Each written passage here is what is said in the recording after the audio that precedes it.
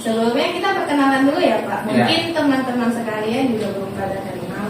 Boleh Bapak perkenalkan diri dulu? Ya, nama Bapak Zulhadi AMD. Bapak di sini udah hampir kurang lebih 9 tahun.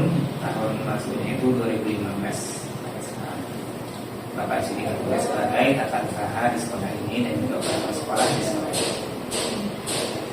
Sebenarnya biar sama-sama enak ya kan Pak. Kenalan dulu lah kita ya kan Pak. Saya Aida Dewi Lestari Pak, dan pasti Bapak pada tahu. Kalau di sini ya. Saya Siti Masyita Pak. Ya. Saya Nadia Safira Pak. Ya. Saya di sini Pak. Ya. Tujuannya kami di sini, maksud tujuan itu kayak kami kan ada tugas kuliah. Nah, di sini kami ingin menginisiasi sekolah yang kami tujunya wah SMP kelas A, yang merupakan salah satu sekolah terfavorit di desa tersebut ini. Dia pertanyaan saya nih ya, langsung aja. Berapa sih jumlah keseluruhan kelas yang ada di sini Pak? Gitu. Jumlah keseluruhan kelas yang ada di SMP Al-Rahmah itu ada 12 kelas. Kelas yang terpakai itu ada sekitar 19. Dua kelas lagi itu ruang kelas kosong yang di dalamnya itu ada kursi dan bangku siswa yang tidak digunakan, dan juga ada barang-barang perlengkapan sekolah yang lainnya. Sebenarnya ruang kelas itu ada 11, kita ada 11 kompel. Kelas 7 itu ada 13, kelas 3 itu ada 13, dan kelas 3 juga ada 13. Semuanya ada 13. Lalu kalau misalnya untuk rata-rata per kelas lah gitu Pak, kan kata Bapak ada semua ada yang 10 kelas gitu. Ya. Rata-rata per kelasnya berapa murid sih Pak? Sekarang ini rata-rata satu per kelasnya itu ada 25 orang untuk kelas rata-ratanya. Kalau di masing-masing itu berbeda, rata-rata 25 orang satu kelas. Kalau boleh tahu Pak, itu jurusannya gimana Pak? Maksudnya ada kelas IPA atau kelas? Setiap SMP ini nggak ada. SMP ini ya belum ada IPS, belum ada, cuma setara SMP lah. Standar SMP gitu. Jadinya itu kan kami melihat tuh ya Pak, ada di paling ujung dekat laboratorium apa lagi itu ada namanya tahfiz. Itu jadinya kelas apa Pak? Sebenarnya itu sama juga kayak kelas seperti biasa ya, cuma kita khususkan memang di kelas itu kelas tahfiz. Anak-anak tersebut mengikuti program menghafal Al-Quran yang ditargetkan sesuai program sekolah. Jadi di kelas itu memang siswanya itu diharuskanlah mengikuti program sekolah, yaitu program tahfiz. Mereka menghafal sesuai yang ditetapkan sekolah. Berbeda dengan kelas yang lainnya, tidak ada hafalan seperti kelas tersebut. Memang kelas itu dikhususkan khusus untuk anak-anak yang menghafal Al-Quran yang ditargetkan oleh sekolah. Makanya kelas tahfiz.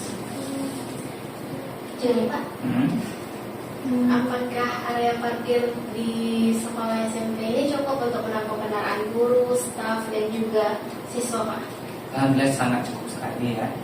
Kita di sini ada 3 tempat parkir. Parkir utama kita itu ada di dalam kantor. Ini kelas sekolah itu parkir mobil, dan parkir mobil tamu juga ada. Parkir kereta untuk siswa dan guru di sebelah itu ada. Semuanya mencukupi sekali. Lebih.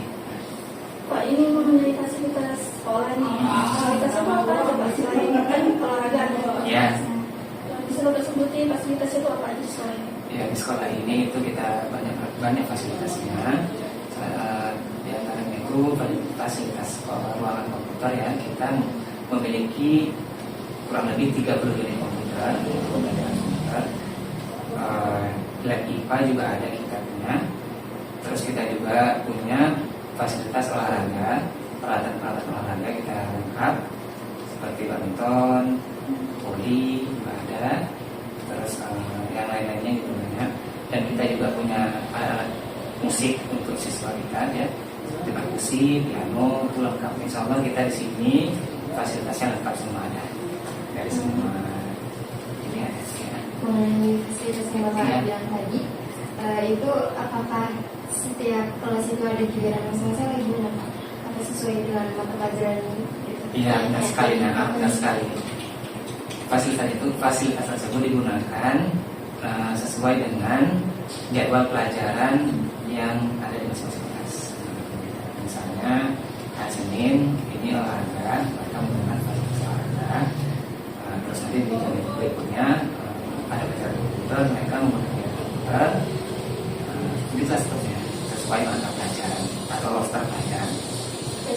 pernah kayak tabrakan gitu Pak, misalnya antara kelas 8 sama kelas 7 gitu Pak.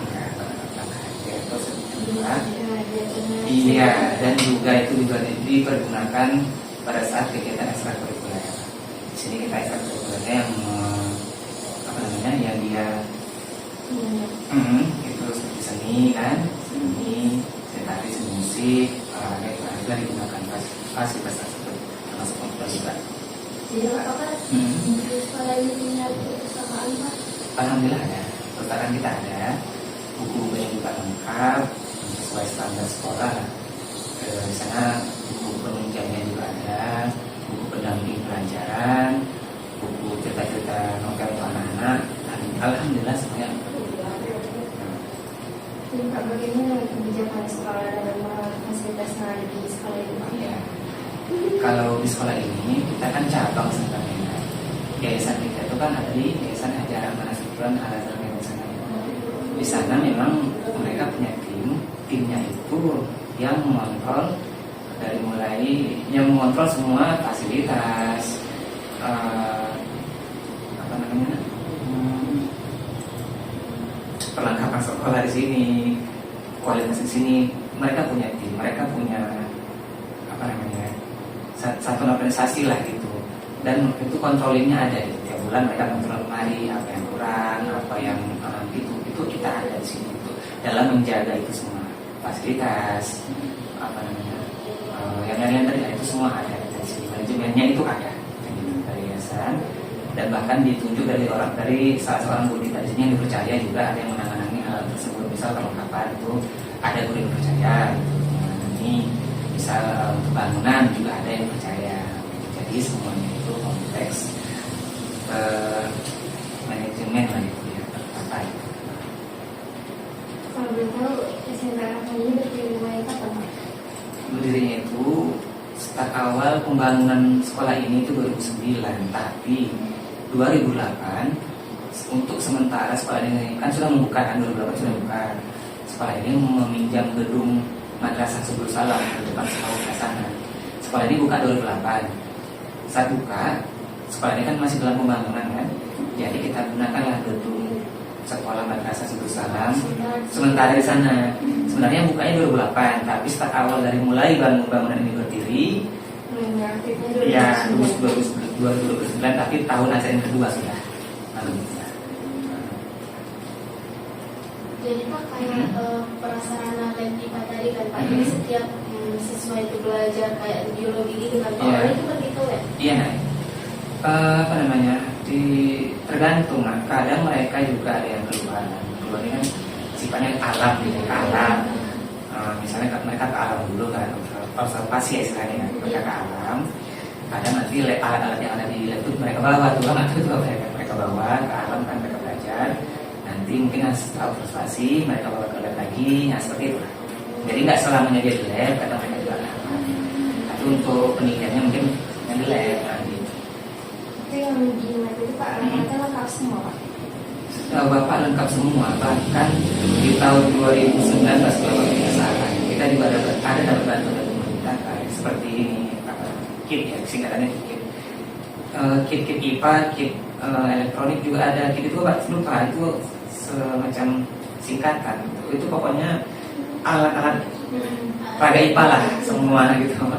Nggak tahu, tapi itu ada lengkap di sana semua. Untuk ruang kelasnya itu gimana sih Pak? Ventilasi cahaya, udara, apakah ya, untuk kan kadang beberapa di sekolah itu kayak gelap gitu. Ya, ya, alhamdulillah juga ya di Singaraman di masing-masing kelas itu kita lebih standar nutrisi minum adanya. Kita malah lebih di atas standar menurut saya. Di situ kita juga punya ventilasinya bagus, sirkulasi udara bagus. Kita juga punya alat pendingin, kipas angin, langit-langit itu kan itu ada dua, dan juga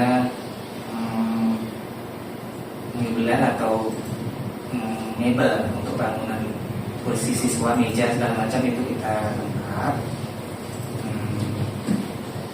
Pencahayaan juga sangat memenuhi. Kita punya ada 4 pola lampu di masing-masing kelas, jadi sangat terang untuk udara, penerangan. itu alhamdulillah lebih standar komputer. Mungkin kan beberapa ya sekolah negeri atau swasta pernah mengalami kayak mengundangkan murid itu banyak kali ternyata murid-murid yang masuk sampai menolak karena fasilitas di sekolah itu kurang. Apakah SMP swasta ini pernah mengalami begitu?